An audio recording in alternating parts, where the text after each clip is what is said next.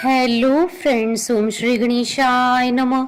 जय माता दी। आप सभी का स्वागत है आपके अपने यूट्यूब चैनल पर। आप सभी को नवरात्रि की हार्दिक शुभकामनाएं। आज हम नवरात्रि के तीसरे दिन पर दुर्गा सप्तशती पाठ की चौथे और पांचवें अध्याय को प्रस्तुत कर रहे हैं। फ्रेंड्स, वीडियो शुरू करने से पहले आपसे रिक्वेस्ट है, अगर आप हमारे चैनल पर नए हैं और आपने अभी तक चैनल को सब्सक्राइब नहीं किया है तो प्लीज़ सब्सक्राइब कीजिएगा चैनल को, साथ ही प्रेस कीजिएगा बेल आइकन को, जिससे नए वीडियो से रिलेटेड नोटिफिकेशन आपको तुरंत प्राप्त हो सके। और वीडियो पसंद आने पर वीडियो को लाइक और शेयर जरूर कीजिएगा, ताकि सभी भक्तों को इस वीडियो का लाभ प्राप्त हो सके। और कमेंट बॉक्स में जय माता दी जरूर लिखिएगा। या देवी सर्वभूतेषु शक्तिरूपेण संस्थिता नमस्तस्यै नमस्तस्यै नमस्तस्यै नमो नमः। चतुर्थ अध्याय प्रारंभ। इंद्रादि देवताओं द्वारा देवी की स्तुति। महर्षि मेधा बोले, देवी ने जब पराक्रमी दुरात्मा महिषासुर को मार गिराया और असुरों की सेना को मार दिया, तब इंद्रादि समस्त देवता अपने सिर तथा शरीर को झुकाकर भगवती की स्तुति करने लगे। जिस देवी ने अपनी शक्ति से यह जगत व्याप्त किया है और जो संपूर्ण देवताओं तथा महर्षियों की पूजनीय है, उस अंबिका को हम भक्ति पूर्वक नमस्कार करते हैं। वह हम सबका कल्याण करे। जिस अतुल प्रभाव और बल का वर्णन भगवान विष्णु, शंकर और ब्रह्मा जी भी नहीं कर सके, वही चंडिका देवी इस संपूर्ण जगत का पालन करे और अशुभ भय का नाश करे। पुण्यात्माओं के घरों में तुम स्वयं लक्ष्मी रूप हो और पापियों के घरों में तुम अलक्ष्मी रूप हो, और सतकुल में उत्पन्न होने वालों के लिए तुम लज्जा रूप होकर उनके घरों में निवास करती हो। हम दुर्गा भगवती को नमस्कार करते हैं। हे देवी, इस विश्व का पालन करो। हे देवी, हम तुम्हारे अचिंत्य रूप का किस प्रकार वर्णन करें। असुरों का नाश करने वाले भारी पराक्रम तथा समस्त देवताओं और दैत्यों के विषय में जो तुम्हारे पवित्र चरित्र हैं, उनका हम किस प्रकार वर्णन करें। हे देवी, त्रिगुणात्मिका होने पर भी तुम संपूर्ण जगत की उत्पत्ति का कारण हो। हे देवी, भगवान विष्णु, शंकर आदि किसी भी देवता ने तुम्हारा पार नहीं पाया। तुम सबकी आश्रय हो। यह संपूर्ण जगत तुम्हारा ही अंश रूप है, क्योंकि तुम सबकी आदि भूत प्रकृति हो। हे देवी, तुम्हारे जिस नाम के उच्चारण से संपूर्ण यज्ञों में सब देवता तृप्ति लाभ करते हैं, वह स्वाहा भी तुम्ही हो। इसके अतिरिक्त तुम पितरों की तृप्ति का कारण हो, इसलिए सब आपको स्वधा कहते हैं। हे देवी, वह विद्या जो मोक्ष को देने वाली है, जो अचिंत्य महाज्ञान स्वरूपा है, तत्वों के सार को वंश में करने वाले, संपूर्ण दोषों को दूर करने वाले, मोक्ष की इच्छा वाले मुनिजन जिसका अभ्यास करते हैं, वह तुम्ही हो। तुम ही वाणी रूप हो और दोष रहित ऋग तथा यजुर्वेदों की एवं उद्गीत और सुंदर पाठों के पाठ वाले सामवेद की आश्रय रूप हो। तुम भगवती हो। इस विश्व की उत्पत्ति एवं पालन के लिए तुम वार्ता के रूप में प्रकट हुई हो और तुम संपूर्ण संसार की पीड़ा हरने वाली हो। हे देवी, जिससे सारे शास्त्रों को जाना जाता है, वह मेधा शक्ति तुम्ही हो और दुर्गम भवसागर से पार करने वाली नौका भी तुम्ही हो।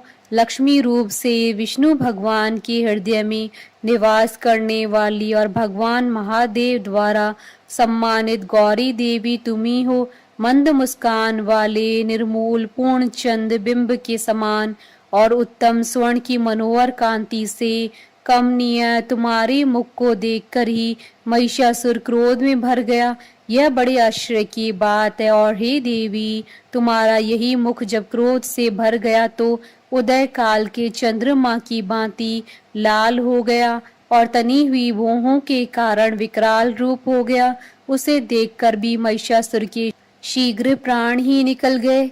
यह बड़े आश्चर्य की बात है। आपके कुपित मुख के दर्शन करके भला कौन जीवित रह सकता है। हे देवी, तुम हमारे कल्याण के लिए प्रसन्न हो जाओ।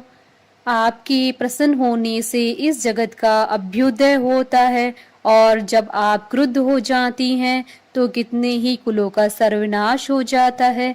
यह हमने अभी अभी जाना है कि जब तुमने महिषासुर की बहुत बड़ी सेना को देखते ही देखते मार दिया। हे देवी, सदा अभ्युदय प्रताप देने वाली, तुम जिस पर प्रसन्न हो जाती हो वही देश में सम्मानित होते हैं। उनके धन यश की वृद्धि होती है, उनका धर्म कभी शिथिल नहीं होता है, और उनके यहाँ अधिक पुत्र पुत्रियां और नौकर होते हैं। हे देवी, तुम्हारी कृपा से ही धर्मात्मा पुरुष प्रतिदिन श्रद्धा पूर्वक यज्ञ करता है और धर्मानुकूल आचरण करता है, और उसके प्रभाव से स्वर्गलोक में जाता है, क्योंकि तुम तीनों लोकों में मनवांचित फल देने वाली हो। हे माँ दुर्गे, तुम स्मरण करने पर संपूर्ण जीवों के भय नष्ट कर देती हो, और स्थिर चित्त वालों के द्वारा चिंतन करने पर उन्हें और अत्यंत मंगल देती हो। हे दारिद्र दुख नाशनी देवी, तुम्हारे सिवा दूसरा कौन है। तुम्हारा चित्त सदा दूसरों के उपकार में लगा रहता है। हे देवी, तुम शत्रुओं को इसलिए मारती हो कि उनके मारने से दूसरों को सुख मिलता है। वह चाहे नरक में जाने के लिए चिरकाल तक पाप करते रहे हों, किंतु तुम्हारे साथ युद्ध करके सीधे स्वर्ग को जाएं, इसलिए तुम उनका वध करती हो। हे देवी, क्या तुम दृष्टिपात मात्र से समस्त असुरों को भस्म नहीं कर सकती? अवश्य ही कर सकती हो, किंतु तुम्हारा शत्रुओं को शस्त्रों के द्वारा मारना इसलिए है कि शस्त्रों के द्वारा मरकर वे स्वर्ग को जावें। इस तरह से हे देवी, उन शत्रुओं के प्रति भी तुम्हारा विचार उत्तम है। हे देवी, तुम्हारे उग्र खड़ग की चमक से और त्रिशूल की नोक की कांति की किरणों से असुरों की आंखें फूट नहीं गई। उसका कारण यह था कि वह किरणों से शोभायमान तुम्हारी चंद्रमा के समान आनंद प्रदान करने वाले सुंदर मुख को देख रहे थे। हे देवी, तुम्हारा शील बुरे वृतांत को दूर करने वाला है, और सबसे अधिक तुम्हारा रूप है जो न तो कभी चिंतन में आ सकता है और न ही जिसकी दूसरों से कभी तुलना हो सकती है। तुम्हारा बल व पराक्रम शत्रुओं का नाश करने वाला है। इस तरह तुमने शत्रुओं पर भी दया प्रकट की है। हे देवी, तुम्हारे बल की किसके साथ बराबरी की जा सकती है, तथा शत्रुओं को भय देने वाला इतना सुंदर रूप भी और किसका है। हृदय में कृपा और युद्ध में निष्ठुरता, यह दोनों बातें तीनों लोकों में केवल तुम्ही में देखने आई है। हे माता, युद्ध भूमि में शत्रुओं को मारकर तुमने उन्हें स्वर्ग लोक में पहुंचाया। इस तरह तीनों लोकों की तुमने रक्षा की है, तथा उन उन्मत्त असुरों से जो हमें भय था उसको भी तुमने दूर किया है। तुमको नमस्कार है। हे देवी, तुम शूल तथा खड़ग से हमारी रक्षा करो, तथा घंटे की ध्वनि और धनुष की टंकार से भी हमारी रक्षा करो। हे चंडी के, आप अपने शूल को घुमाकर पूर्व पश्चिम उत्तर तथा दक्षिण दिशा में हमारी रक्षा करो। तीनों लोकों में जो तुम्हारे सौम्य रूप हैं तथा घोर रूप हैं, उनसे हमारी रक्षा करो, तथा इस पृथ्वी से रक्षा करो। हे अंबिके, आपके कर पल्लवों में जो खड़ग शूल और गदा आदि शस्त्र शोभा पा रहे हैं, उनसे हमारी रक्षा करो। महर्षि बोले कि इस प्रकार जब सब देवताओं ने जगत माता भगवती की स्तुति की और नंदन वन के पुष्पों तथा गंध अनुलेपों द्वारा उनका पूजन किया, और फिर सबने मिलकर जब सुगंधित व दिव्य धूपों द्वारा उनको सुगंधि निवेदन की, तब देवी ने प्रसन्न होकर कहा, हे देवताओं, तुम सब मुझसे मनवांछित वर मांगो। देवता बोले, हे भगवती, तुमने हमारा सब कुछ कार्य कर दिया, अब हमारे लिए कुछ भी मांगना बाकी नहीं रह गया, क्योंकि तुमने हमारे शत्रु महिषासुर को मार डाला है। हे माहेश्वरी, तुम इस पर भी यदि हमें कोई और वर देना चाहती हो तो बस इतना वर दो कि जब जब हम आपका स्मरण करें तब तब आप हमारी विपत्तियों को हरण करने के लिए हमें दर्शन दिया करो। हे अंबिके, जो कोई भी तुम्हारी स्तुति करे तुम उनको वित्त समृद्धि और वैभव देने के साथ ही उनके धन और स्त्री आदि संपत्ति बढ़ावे और सदा हम पर प्रसन्न रहे। महर्षि बोले, हे राजन, देवताओं ने जब जगत के लिए तथा अपने लिए इस प्रकार प्रश्न किया तो बस तथास्तु कहकर देवी अंतर्ध्यान हो गई। हे भूप, जिस प्रकार तीनों लोगों का हित चाहने वाली यह भगवती देवताओं के शरीर से उत्पन्न हुई थी, वह सारा वृतांत मैंने तुमसे कह दिया। और इसके पश्चात दुष्ट असुरों तथा शुंभ निशुंभ का वध करने और सब लोगों की रक्षा करने के लिए जिस प्रकार गौरी देवी के शरीर से उत्पन्न हुई थी, वह सारा वृतांत मैं यथावत वर्णन करता हूँ। इति श्री दुर्गा सप्तशती पाठ का चतुर्थ अध्याय संपूर्ण हुआ। पांचवा अध्याय प्रारंभ। देवताओं द्वारा देवी की स्तुति। महर्षि मेधा ने कहा, पूर्व काल में शुंभ निशुंभ नामक असुरों ने अपने बल के मद से इंद्र का त्रिलोकी का राज्य और यज्ञों के भाग छीन लिए, और वह दोनों इसी प्रकार सूर्य, चंद्रमा, धर्मराज और वरुण के अधिकार भी छीन कर स्वयं ही उनका उपयोग करने लगे। वायु और अग्नि का कार्य भी वही करने लगे, और इसके पश्चात उन्होंने जिन देवताओं का राज्य छीना था उनको अपने अपने स्थान से निकाल दिया। इस तरह से अधिकार छीने हुए दैत्यों तथा दैत्यों द्वारा निकाले हुए देवता अपराजिता देवी का स्मरण करने लगे कि देवी ने हमको वर दिया था कि मैं तुम्हारी संपूर्ण विपत्तियों को नष्ट करके रक्षा करूंगी। ऐसा विचार कर सब देवता हिमालय पर गए और भगवती विष्णु माया की स्तुति करने लगे। देवताओं ने कहा, देवी को नमस्कार है, शिव को नमस्कार है, प्रकृति और भद्रा को नमस्कार है। हम लोग रौद्र, नित्या और गौरी को नमस्कार करते हैं। ज्योत्सनामयी, चंद्र रूपिणी व सुख रूपा देवी को निरंतर नमस्कार है। शरणागतों का कल्याण करने वाली वृद्धि और सिद्धि रूपा देवी को हम बार बार नमस्कार करते हैं। और नैत्रती राजाओं की लक्ष्मी तथा सवाणी को नमस्कार है। दुर्गा को दुर्ग स्थलों को पार करने वाली दुर्गपारा को सारा, सर्वकारिणी ख्याति कृष्ण और धूम्र देवी को सदैव नमस्कार है। अत्यंत सौम्य तथा अत्यंत रौद्र रूपा को हम नमस्कार करते हैं, उन्हें हमारा बारंबार प्रणाम है। जगत की आधारभूत कृति देवी को बार बार नमस्कार करते हैं। जिस देवी को प्राणी मात्र विष्णु माया कहते हैं उसको नमस्कार है, उसको नमस्कार है, उसको नमस्कार है। जो देवी संपूर्ण प्राणियों में चेतना कहलाती है उसको नमस्कार है, उसको नमस्कार है, उसको नमस्कार है। जो देवी संपूर्ण प्राणियों में बुद्धि रूप से स्थित है उसको नमस्कार है, उसको नमस्कार है, उसको नमस्कार है। जो देवी सब प्राणियों में निद्रा रूप से विराजमान है उसको नमस्कार है, उसको नमस्कार है, उसको नमस्कार है।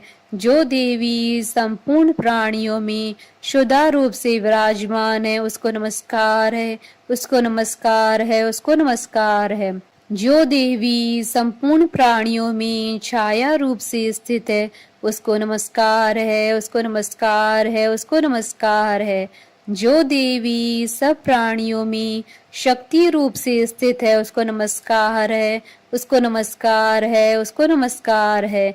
जो देवी संपूर्ण प्राणियों में तृष्णा रूप से स्थित है उसको नमस्कार है, उसको नमस्कार है, उसको नमस्कार है। जो देवी सब प्राणियों में शांति रूप से स्थित है उसको नमस्कार है, उसको नमस्कार है, उसको नमस्कार है। जो देवी सब प्राणियों में जाति रूप से स्थित है उसको नमस्कार है, उसको नमस्कार है, उसको नमस्कार है। जो देवी सब प्राणियों में लज्जा रूप में स्थित है उसको नमस्कार है, उसको नमस्कार है, उसको नमस्कार है।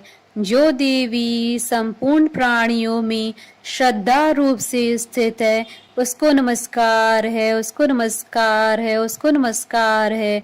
जो देवी संपूर्ण प्राणियों में कांति रूप से स्थित है, उसको नमस्कार है, उसको नमस्कार है, उसको नमस्कार है। जो देवी सब प्राणियों में लक्ष्मी रूप से स्थित है, उसको नमस्कार है, उसको नमस्कार है, उसको नमस्कार है। जो देवी संपूर्ण प्राणियों में व्रती रूप से स्थित है, उसको नमस्कार है, उसको नमस्कार है, उसको नमस्कार है। जो देवी सब प्राणियों में स्मृति रूप से विराजमान है, उसको नमस्कार है, उसको नमस्कार है, उसको नमस्कार है। जो देवी सब प्राणियों में दया रूप से स्थित है, उसको नमस्कार है, उसको नमस्कार है, उसको नमस्कार है। जो देवी सब प्राणियों में तुष्टि रूप से स्थित है, उसको नमस्कार है, उसको नमस्कार है, उसको नमस्कार है। जो देवी संपूर्ण प्राणियों में मात्र रूप से स्थित है, उसको नमस्कार है, उसको नमस्कार है, उसको नमस्कार है।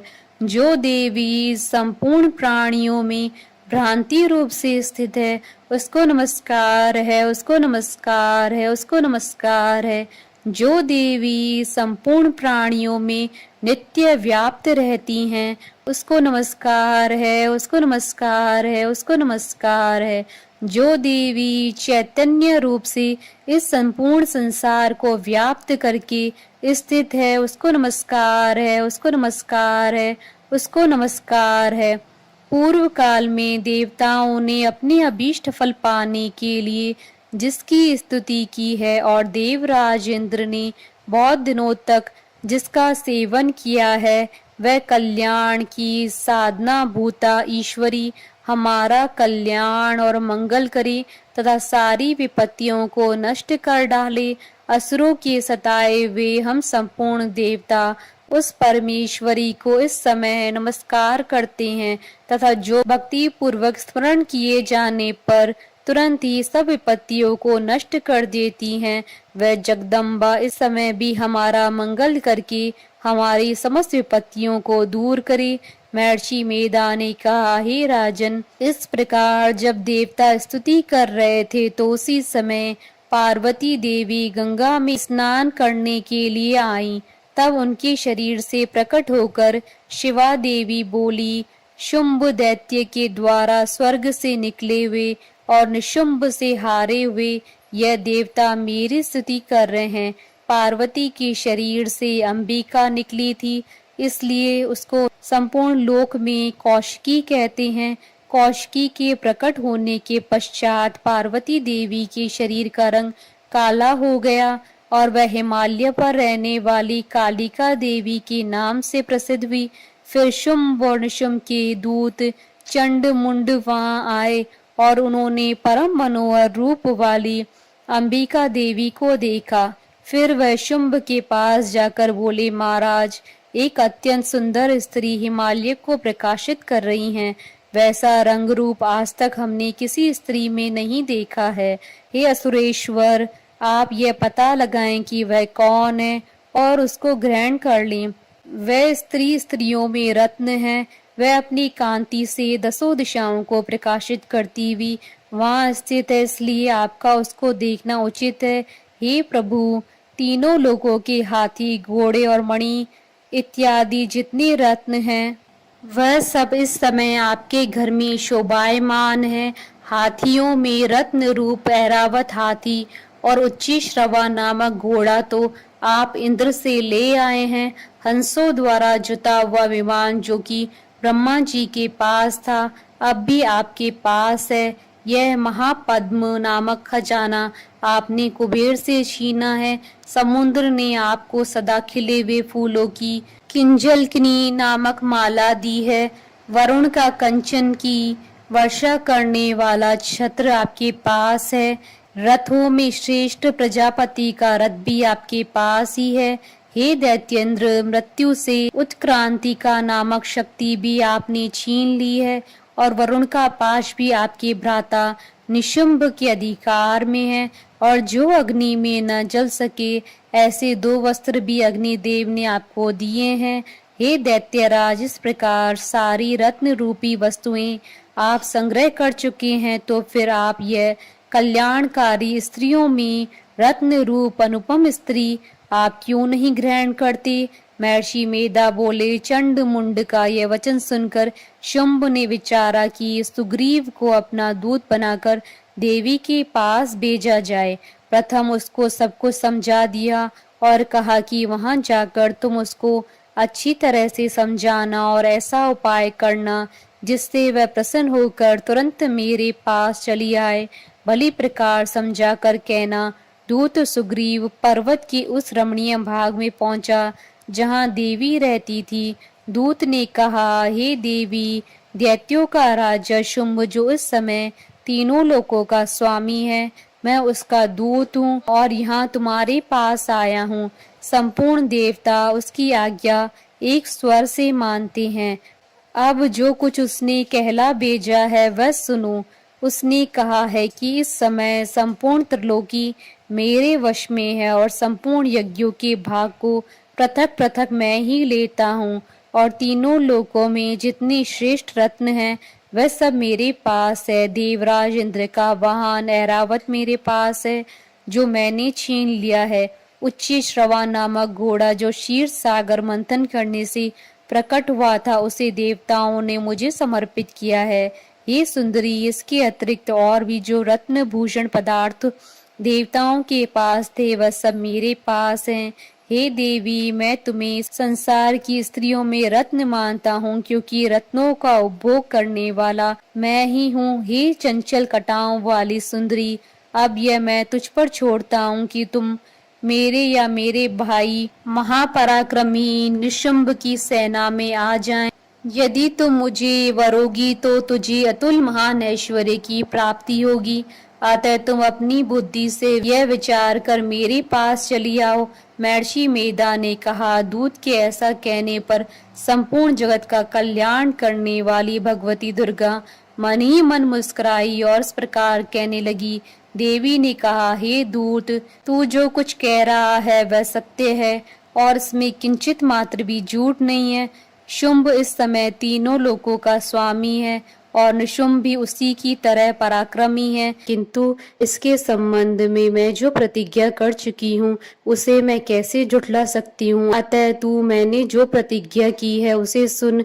जो मुझे युद्ध में जीत लेगा और मेरे अभिमान को खंडित करेगा तथा बल में मेरे समान होगा वही मेरा स्वामी होगा। इसलिए शुंभ अथवा निशुंभ यहाँ आवे और युद्ध में जीतकर मुझसे विवाह कर ले। इसमें भला देर की क्या आवश्यकता है? दूत ने कहा, हे देवी, तुम अभिमान में भरी हुई हो, मेरे सामने तुम ऐसी बात न करो।